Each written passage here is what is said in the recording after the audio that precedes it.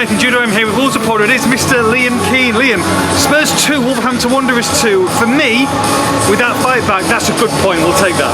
Yeah, I think so. Look, you've won the last two, obviously, the first 2 games in the Vitor Pereira, and there's lots of supporters hoping, wishing, confident, excited, don't fall over, Sorry, of getting a 3rd win. But regardless of Spurs' difficulties with injuries and defence, they're very good going forward, and they're still a good side. We know how many goals they scored this season, and they're going to be a threat. So to come here, get a point, and be behind and get the point, I know you went 1-0 up, but to still come from behind late on and get that draw, I think it's a really important draw. It shows a lot of character, a lot of fight from this team that are together, are pushing in the same direction, and to end the year undefeated in the Vitor Pereira in its first 3 games, I think is a fantastic start.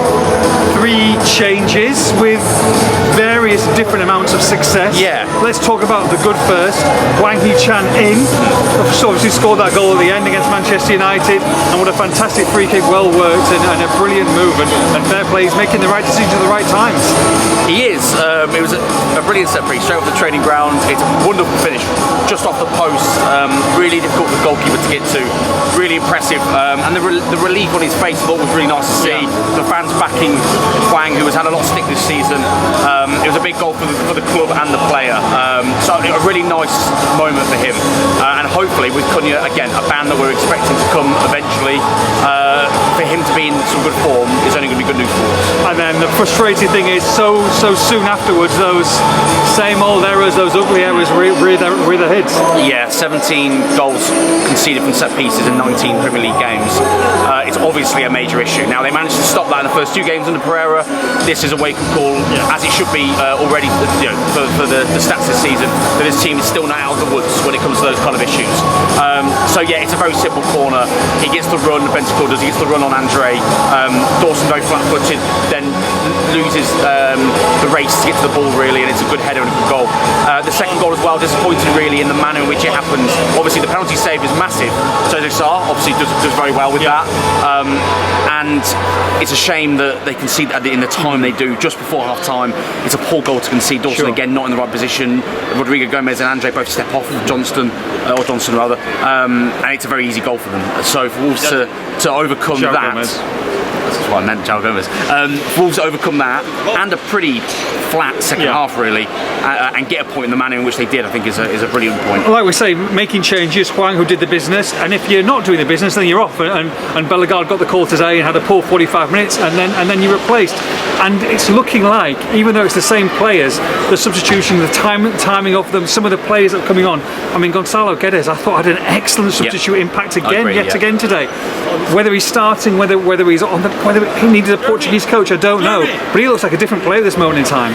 Yeah, and we're yet to speak to Vitor Pereira today. We know the press conference will be coming up pretty soon. So obviously we'll ask him about the thought process in making those changes. But whether it's the fact that it was a second game so quickly after Boxing Day, I'm sure that would have played a part. But Larsson and Guedes both coming on and making the difference. Guedes, completely agree with you. I thought he was fantastic when he came on. Larsson put himself about, scores the goal brilliantly. Fantastic strike. It's an excellent ball, by the way, from Make Norway. First of all, reverse pass, really intelligent. Larsson makes a good run, but it's a really tight angle. Yeah.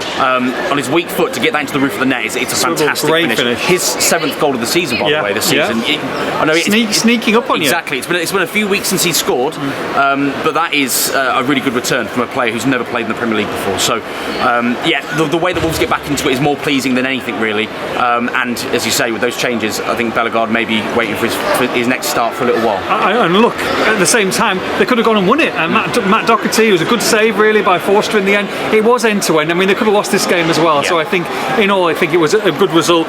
Rodrigo Gomez, Carlos Forbes, I thought probably had his best cameo in a Wolves shirt as well. He looked threatening as well. They're looking good at the right time, and the most important thing as well is that gap's just slightly getting bigger and bigger. Southampton losing today, Leicester losing today, which obviously haven't played at this moment in time, but it's all looking good, isn't it, going into the turn of the year when it was so much doom and gloom, 10 days ago? Yeah, it is. The timing of the change is massive to that. The fixtures that they've had have been important to that as well. That's not to take any shine away from them, but they were also favourable fixtures for a new Wolves manager coming in, and you've got over that initial nervousness around how the team are going to perform, because the Leicester win, as I say, Wolves didn't really get out of first gear in that game, but scored 3 good goals on clinical, but then performed very well against Manchester United. the performance here was probably a bit mixed. Definitely not bad, but there were poor moments within it. Of course, the goals they conceded. So if Wolves have got over that, got through 3 games, undefeated in those 3 games, and picked up out the relegation, and picked up a really important 7 points, puts them in a really good state going into 2025. There's lots of work to do. Yes, lots more to do, but they've made a really good start. And look, I know we have to talk about it, and it hasn't come yet, and it will come eventually. But this Cunha ban. Yep. But you've got the likes of Guedes, who's coming to form, Rodrigo Gomez, who looks like he's got a spring in his step. You've got Hwang scoring now. You've got Strand Larsen scoring now. Yep. So there are players that you can go to that can be trusted to go in and pick up points. And they'll desperately need points. They can't just lose the games that Cunha's going to be out for. And they've got Forest. I know it's going to be a difficult game. Forest gone to Everton as well and won today, and they're flying high. But that's a winnable game for Wolves. Cunha yes or Cunha no? No, 100%, especially at home as well. Now, obviously, Cunha came off at half time as well. As I said, we had to speak to Pereira. It looked like he may have had a strapping around his leg, so maybe an injury. So, regardless of this ban, he may be unavailable anyway. But there's options there. There is options, and Wolves are going to need options because we know how important a player he is. I mean, when the goal did go in from Larsen, Cunha didn't look very injured as he was celebrating in the Wolves technical area, and Vitor Pereira was sprinting down the touchline, Jose Mourinho-esque right in front of us.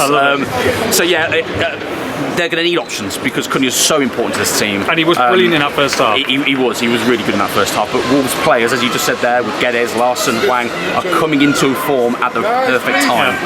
We're expecting this ban to be pretty imminent. We're expecting it to be at minimum 3 games. So it's going to be really important these players take on that responsibility.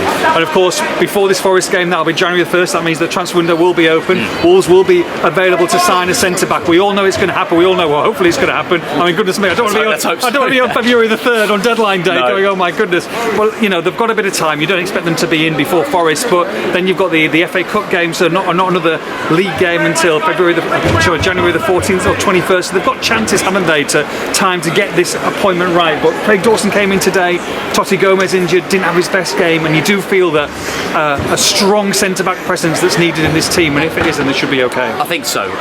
Santi Bueno, I think, has been relatively consistent since Pereira's come in, but we know there's mistakes in him, and he has had times when he struggled. So I think a much more solid defender is the way to describe it. A leader, someone who will come in and dominate that technical area, or that area rather, the 6-yard box. Dawson didn't have his best game today. Totti has been better, but again, he's had mistakes in him. I think Matt Doherty sneakily has been very good actually under Pereira, so credit to him. And he has played in a couple of different positions. Went over to the left late on in this game today. But they need that centre back still. They really do, and just to have a bit more competition really in those areas.